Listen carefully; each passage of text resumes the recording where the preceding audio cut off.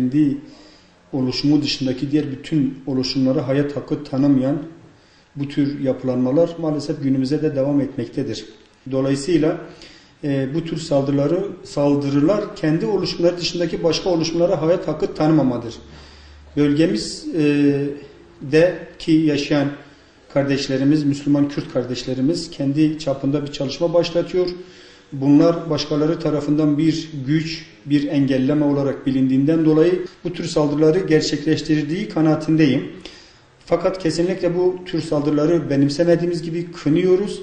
Gerek Silopi'deki saldırı, gerek Diyarbakır'daki Sahabe Der, gerek Van'daki Özgür Der saldırılar fark etmiyor. Yani İslami sivil toplum kuruluşlarına karşı yapılan bu tür saldırıların amacı ortadadır.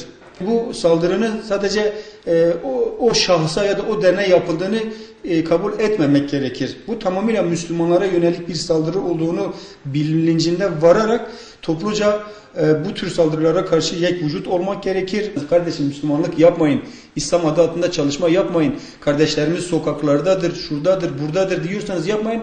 Kesinlikle böyle bir şey olmaz. Ama yok efendim biz varız siz yoksunuz, siz olamazsınız mantık asla kabul edilecek bir mantık değildir.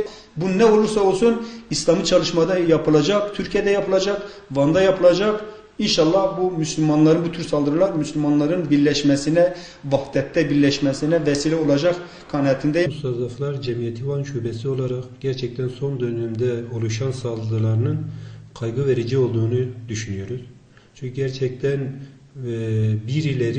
birilerini sindirme veya bir kesim Müslüman halkı, çalışan STK'ları, İslam STK'ları, mütedeyyin insanları ve bu alanda siyaset yapma isteyen partilere yönelik bazı saldırılar bizi endişelendiriyor.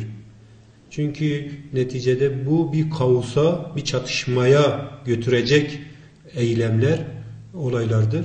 Bu nedenle biz Mustazaflar Cemiyeti Van Şubesi olarak gerçekten son dönemde gelişen olaylardan kaygı duyuyoruz.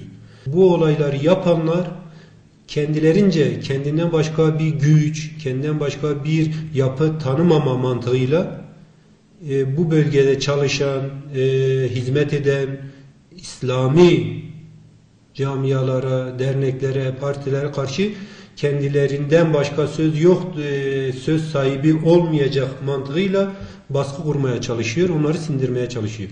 Dikkat ederseniz bu olaylarda biz hep cemiyet olarak itidalli olmayı tavsiye ettik. Bütün kesimlere. Ama bakıyoruz ki aslında saldıran taraf bir kesim.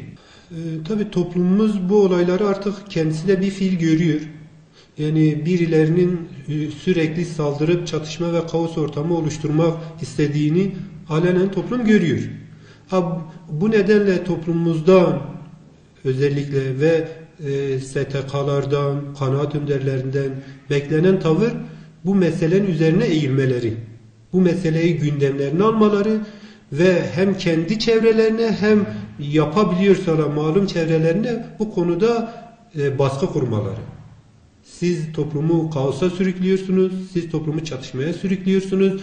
Bak bu insanlar ne kadar itidalli davrandıkça siz onların üzerine gitmeye çalışıyorsunuz.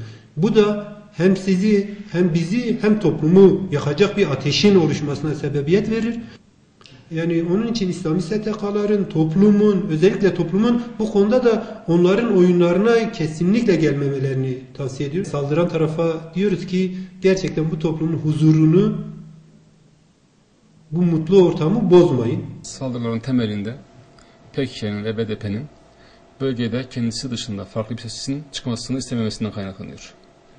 Çünkü sonuçta bildiğiniz gibi bölgede onların dışında bir sürü farklı görüşe, farklı anlayışa sahip Kürt halkından, işte Müslüman çevreden insanlar vardır.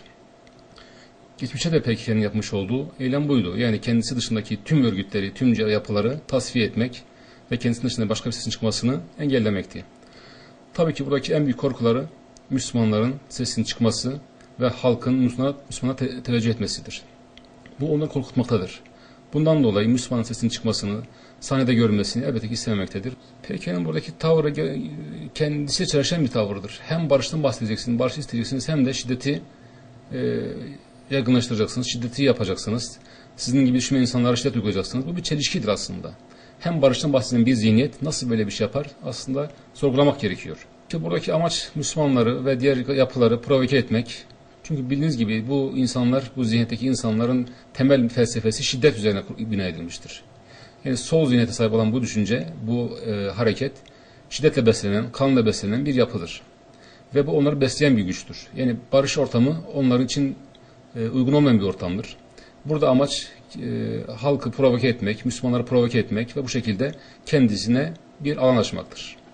Bundan dolayı Müslümanların ve diğer yapıların bu konuda biraz daha sabırlı olması lazım, provoke gelmemesi lazım, dikkatli olması lazım.